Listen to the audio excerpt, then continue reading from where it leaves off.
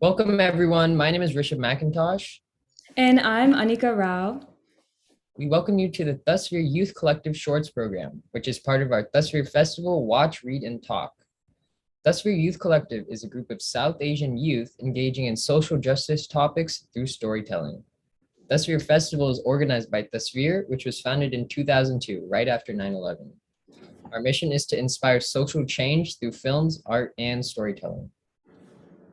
We are also very happy to announce our partner for this program, Why We, which stands for Young Women Empowered. I'm one of the members of Why We. I've been a part of them since I think 2018 when I was in 7th grade. And basically, Why We's mission is to cultivate the power of diverse young women to be creative leaders and courageous change makers through transformative programs within a collaborative community of belonging. Why We to me has changed the way that I see the world. It's given me confidence in myself and my leadership. And they have a bunch of really cool programs for young women of all ages and genders and ethnicities. And it's a really cool environment to learn how you can be yourself through the tumultuous teenage years. All right, without further ado, let's welcome the filmmakers. So for the first movie was Perfect Daughter, which was directed by Jasleen Kaur, and she is a Leo-nominated filmmaker and graduate of Capilano University Bachelor of Motion Picture Arts degree program. She is best known for directing the award-winning short documentary Maple, made in 2017, and for producing Red Chef Revival in 2019, a docu-series that explores modern indigenous cuisine. A frequent collaborator with Haji Films, Kaur has produced projects such as Who Let the Dogs Out, ESPN's Robot Fan Cave in 2019, and upcoming Blumhouse documentary Pharma Bro in 2021. Kaur's second directing project, Perfect Daughter, was a grant recipient of BIPOC TV and Films Real Work Filmmaking Initiative in collaboration with Vinay Virmani. The next film is Roti, and the director of that movie was Ariella Khan. She is a writer and director raised between the Midwest of America and Karachi in Pakistan. She is currently a senior at Northwestern University studying film and creative writing. Much of her work focuses on grappling with her Pakistani American identity and the intersections of assimilation, colonization, and intergenerational familial relationships. Aside from filmmaking, she enjoys painting, binge watching new shows, and drumming. It's pretty cool. And for our last director, who is actually here with us today, is for the movie Winning in America, who is Amrita Singh. Born in Tamil Nadu, India, and raised in Hyde Park, Chicago, Amrita Singh is a writer/director with her MFA in filmmaking from NYU Tisch School of Arts. As a filmmaker, she's interested in empowering her characters through the small victories they claim in face of adversity and finds inspiration in her power of quiet love, one built on sacrifice and the things often left unsaid. Prior to her studies at NYU, Amrita works as an office PA and writer's assistant for the Lee Daniels show Empire and Lena Waithe's The Chi. Okay, so for our questions today, so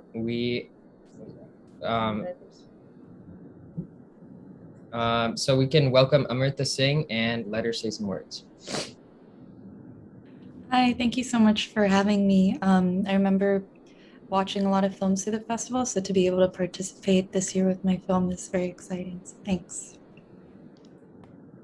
Thank you for being here. We're so excited to have a Q&A today. Okay, so I guess I can start with my questions. I have quite a few, but we can just do like in order. So while watching the movie, I felt a lot of energy coming from the parents, and I felt really drawn to like the relationship between the parents, and I think Aishwarya was her name, right? And I felt a lot of like, I felt really interested in the parents' stories and how they were kind of being touched on but not fully explored.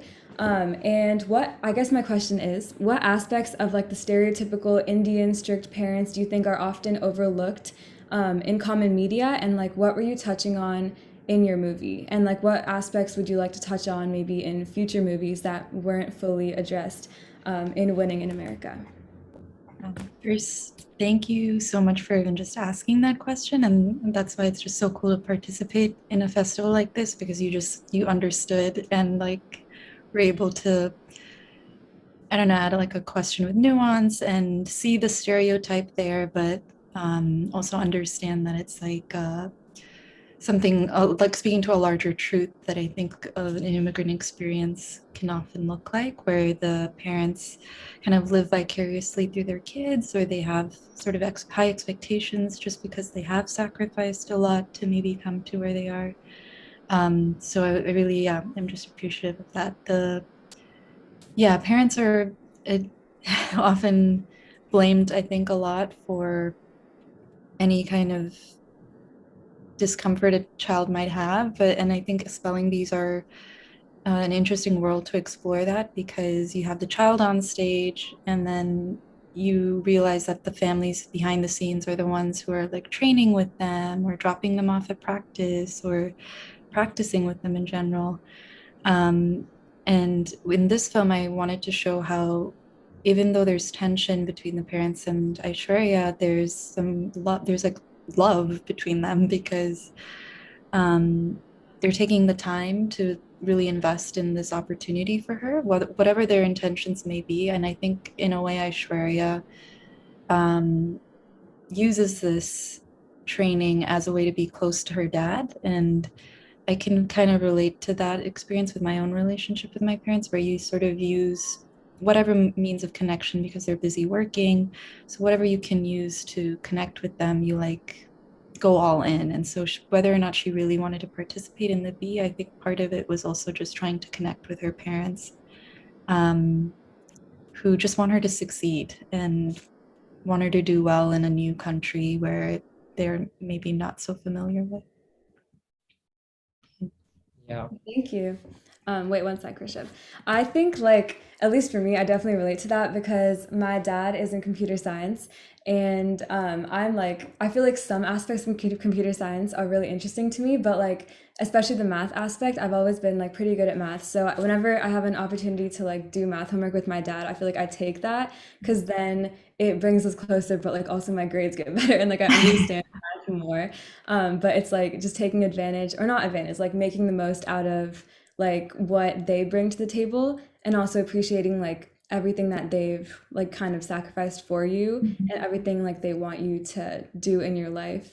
Um, yeah, and I also kind of have like a follow-up question. So, like, what do you think are some of the messages that we might get in the media as like South Asians, as people of the South Asian diaspora, about what our careers can and can't be, and how has this influenced your own life as you've like become a filmmaker and become somebody in this like non-traditional career path? Wow. Yeah. I mean, yeah, I'm curious to hear what you guys say as well, because I feel like it's also changing a lot, like within the time when I was maybe um, looking to what career I wanted to explore. I think the film that really shifted my perspective on that was Bend It Like Beckham. I saw that and then I thought, oh my goodness, I'm supposed to be a professional soccer player. Like that's what she did. So then I joined the soccer team. I was really bad at it. And then I was like, oh, it's like the movie and like the process of watching something that can be inspiring. Um, so it was literally watching a movie where I saw a young Indian woman protagonist that I was able to like think outside the box. And nowadays, I feel like there's so much more content. It's still, maybe got miles to go, but that's an interesting question. I think the stereotypes are still there, and even with this film, I was kind of nervous about exploring this world because you're playing with the stereotypes in hopes of subverting it and showing like actually it's about this family dynamic and how she is rebelling in her own way, even though she's like this stereotypical like model minority kid. Um, but I think just my hope is that in the more stories we tell, we don't have the burden of representation, if that makes sense. Like I just want to tell stories where characters are flawed and they might have embody stereotypes, but they are so fully developed that that's not all that they are. Mhm. And that was my hope with this film, where, for instance, my sister and I were in the spelling bee, so we were drawing from that kind of like that's a thing where a lot of South Asian people participate in the spelling bee, but how do you show that in a way that's not reductive and actually give space for like conversation and yeah. Thank you. That's a beautiful answer. Thanks. And you talked about stereotypes, and so I noticed like with the spelling bee and everything, you know how the spelling bee is kind of that embodies that stereotypical, that's kind of what the Asian norm is. If you want to be successful, that's one of the keystones, you know, being in spelling bee with the parents and everything. How was it important to show that stereotypical spelling bee, although kind of she is trying to defy her stereotypes? Yeah, it's so interesting. I think it's in she participates and she goes through with it, and she's clearly like good at what she does. And I think it's only in the end of or close to the end of the film when she has to make that choice of like, why am I doing this? Where she's deciding whether or not to spell the word correctly. That's where I wanted to like break that stereotype of like, this is a autonomous individual who's got carried away in the situation, and maybe it's her getting older and like she doesn't want to compete anymore, maybe before she did, but now she sort of sees her dad in a new light. So it's really specific to her experience on stage where she sees her dad like kind of coaching her, and feels like a rush of power, like he is just sitting on the edge of his seat like watching her every word. Yeah, and I think that's where I wanted to play with that a little bit more of towards the end of the film, you just flip it where she kind of confronts him and you feel for the dad in a way. Yeah, we kind of get to see both sides of the dad in the movie. We see the side where he's, you know, he's supporting her, he's teaching her, he's basically been her teacher throughout the whole movie. He's formed her into what she is, but then we see at the end, even when she's achieved everything her dad has ever expected of her, still we see the dad, it's not enough for the dad. So we kind of see that near the end. Yeah. And reflecting on the dad, we kind of see a little comedic part in the film where we see he's like clumsy driver sort of thing. Were you trying to add anything specific, maybe lighten the mood by adding that part? Totally, yeah. And that's actually my dad. He stepped in to act in the movie. And I think I wanted to, because I didn't want to just show him as like this, you know, stern, strict parent. My dad in real life is also kind of funny and has his little like quirks. And I wanted to tie that into him still kind of being like it's him caring more about the spelling bee than she does. Like he's getting nervous as he's driving and he's like coaching her. I just wanted to show how invested he was and how much he cared. Yeah, and tried to soften him with like his nerves, I guess. Yeah. Yeah. We have a question in the chat for Rishabh. I can read it out. Oh, yeah. The question is for Rishabh. I would like to know what your thoughts were watching films centered on young South Asian American women. From Farah Noshin. Well, watching the films, it does give like, well, as like a South Asian male, obviously I don't get that perspective just from living out my real life. I only get to see the outside show really of what the culture around South Asian women is, and seeing this kind of inside look from all the films, for me was really enlightening, kind of seeing the culture that you don't see. There's kind of the surface culture that comes with South Asians, and then there's the deep culture, which I feel like these films showcase nicely, and with the symbolism and everything. So watching these films was really enlightening for me, I would say. Nice. Even for me, I feel like for a lot of the films, even though I'm like a South Asian woman, I feel like I didn't relate to them as deeply as others might have, because like my own experience, I call myself like a 1.5 immigrant or like a 2.5 because my dad was born in India, but my mom was born here. And so it's kind of like that in between experience.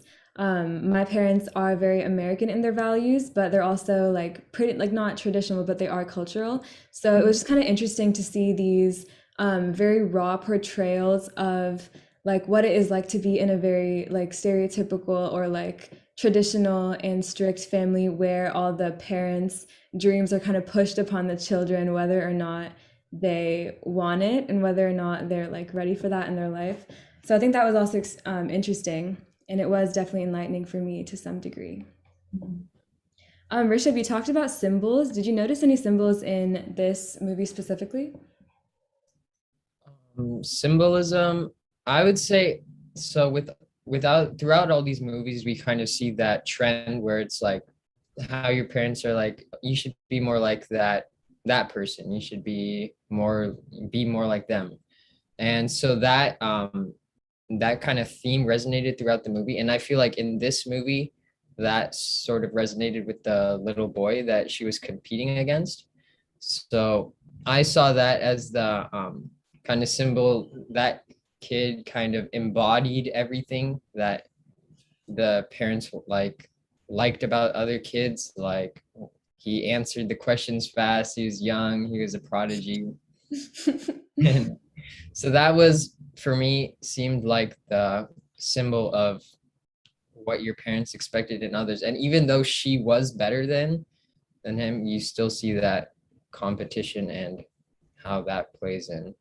And one thing I noticed at the end of the movie that was cool was that even when she won the spelling bee, the parents of the second place kid, they were still standing up and clapping. So that was a nice nod to that.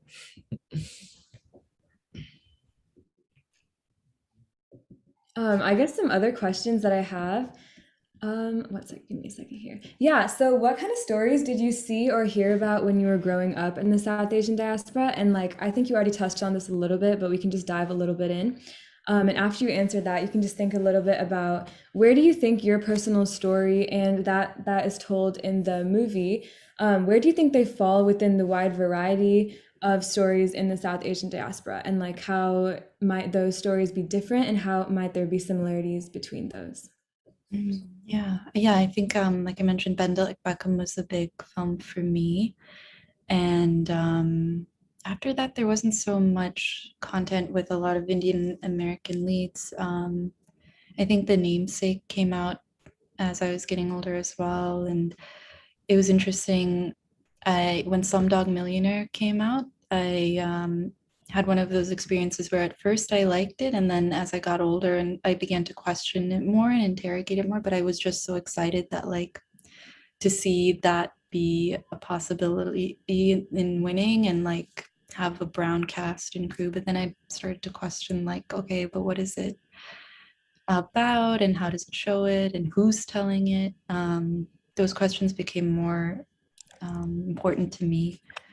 Um, yeah, that's why I really appreciate what you were saying, Anika, about it, your experience and how, though your parents or your dad at least immigrated here, that I'm starting to learn that there are such varied experiences of like the South Asian diaspora, like even if you had a traditional upbringing or not, like there's so much variation, and that is so good to hear. And I wonder why like so many of the stories we tell are of the certain like the immigrant working hard, and they're usually very like shy and quiet and reserved. And yeah, I wonder why and how that narrative has dominated, where they kind of play into stereotypes that make them look smaller than they are. Like yeah, I think it just plays into the system of like, this is all you can be, and if you want to participate you have to show up in this way. So I hope that that can change. And yeah. So shifting the topic a little bit, so we had a lot of great actors in this film. So I was just kind of wondering, where did you find those actors and what did you see in them that you liked and wanted to, and why did you want to put them in the film? Yeah, so my dad was playing the dad, and I think mainly because when I had the audition process, a lot of the actors that came in for the part, they would do this very heavy Indian accent, and it can kind of confuse me, and I didn't know how to direct that because I don't know, that's how they interpreted the film where, you know, they were playing this kind of character. And so I felt like I was better able to communicate with my dad since he was playing a version of himself, and he um, didn't really have to do much. He could just draw from what his personal viewpoint was. And then the lead of Aishwarya is Ritika, and her brother are in the film, and they are my neighbors. And she's always been interested in acting. And so when I had the audition process, I had a lot of kids just send like videos. And since they were my neighbors, they were able to do live auditions. And I just saw like she has a very expressive face. And then Arjun, the little boy that you mentioned earlier, he is an actual spelling bee contestant. He does like science competitions, math competitions, spelling competitions. So he's like a big name in the like Chicago and Illinois community. So he was used to being on stage, and yeah. Well, That's that's so cool. cool. That was like the authentic. I feel like Yeah. all the people you chose, because I think in a lot of shows and movies nowadays you'll have like a 40-year-old portraying like someone who's supposed to be 16, Yeah. and then there's just no authenticity. Like I'm thinking of a couple shows, Riverdale, and I just feel like there's like you just feel really disconnected, even if you're the audience that they're like aiming towards. You just feel like you're not telling your story because like the actors don't represent that, and I feel like it's really cool in your film the actors that you casted did definitely represent like what they're trying to portray. Yeah, and getting and even having that your dad actually be the dad, it's cool to get that authentic actor, and even having the little kid actually be a spelling bee champion, that definitely brought that realism. So talking about this movie, do you have any other stories that you'd like to bring from the screen? This question is from Molly McIntosh. Oh, wow. Yeah, I always love that question. Definitely working on some other projects. I'm currently making a short mixed media documentary with Still I Rise Films. And it's about my grandmother, and it's this kind of comedic take on, she has a story that she tells everyone that always changes each time she tells it. So it's like me trying to get to the bottom of it. About this one time she like had to jump over a bridge when it was raining that really crazily and make it to the airport in time. And so I'm kind of animating those elements and having her voice tell the story. And then I'm working on a feature film script that I would love to film in India itself. It's about a woman who returns and her feeling sort of out of place. You know, she can't speak the language and she has these expectations of what the homecoming would be like. And it's actually a post-colonial, like gothic horror tale because of like all the history in the area and her trying to make sense of it all.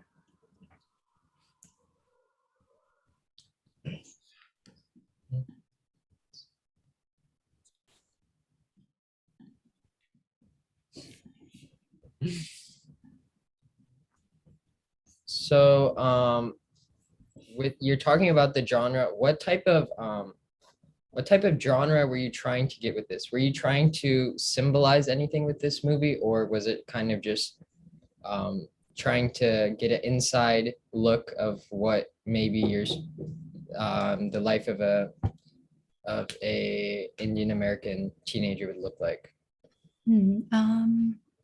I was really drawn to Little Miss Sunshine as like a point of reference and inspiration and how it handles tone. Like it's a family dysfunction that takes place on the road, and but it does it in like a comedic way and such a heartfelt way. So I think I wanted to have that kind of overall impact of it being like emotionally resonant and genuine, but also a little dark and funny too. Like there's some definite sadness to like seeing the parents and the kid fight, as well as the bittersweet victory she enjoys in the end as well. Yeah.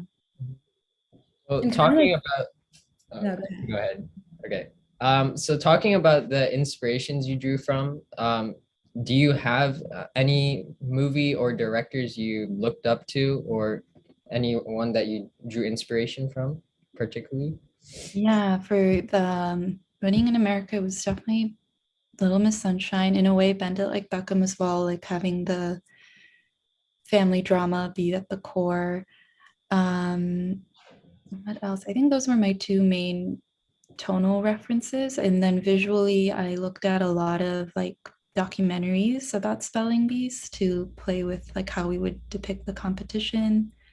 Um, but yeah, I wanted to do a family drama with a little bit of humor. So I looked at those films. Yeah. Okay, I guess my question is there's like a couple layers to this, but if you had a target audience like for the movie, what would it be? And what advice like would you give any like young teenager, young girl that feels like they relate a lot to Aishwarya and like what advice would you give them? And like maybe you can answer this after that. Where do you see the movie going and where do you see the characters going after the ending, which I felt like was like really abrupt and I was like, what's gonna happen next? Yeah. So, where do you see the rest of the characters and storyline going after the ending? That's a great question. Let's see. That's yeah. What was the first question you had too? The How, like, what advice would you have for somebody who related a lot to yeah, that's Lydia's story? wow. I think I'll answer the second one because I feel like that might have a better idea of now. Okay. Um, I think they, in a weird way, it goes back to the way things were. Like this fight that they've had will be like a memory that they share. It's like a bad memory. Um, but things go back to the way they were. But Aishwarya starts rebelling a little bit more as she gets older and older. And so she'll won't compete in competitions anymore. And yeah, I don't think it's gonna be this like big climactic like fight with her dad where she was like, oh, you made me do this. I think it's one of those things where like in real life you kind of just look at it in hindsight and remember like, wow, that was kind of sucky that that happened, but I still love my family. I think that's part of like the cultural values we share. We um, hold on to family, and that is super important no matter what. And we, even if there is any conflict, we kind of turn the other cheek, and sometimes that's bad, and sometimes it's can be healing because you stick together in a place that maybe you feel alone in.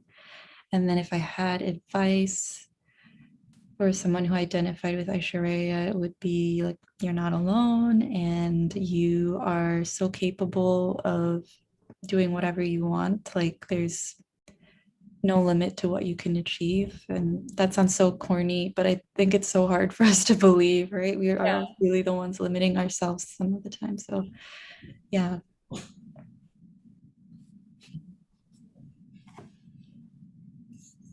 So I think that's all the time we have for today. Thank you for letting us take a deep dive into your film. It was definitely great having you on here for this Q&A, and really great movie. Thank We you so look much. forward to seeing what you have next. Thank you so Yeah, much. thank This you was so much, Amrita. great. Yeah, you guys were amazing question askers, and I'm so like excited that you asked those questions. I appreciate it.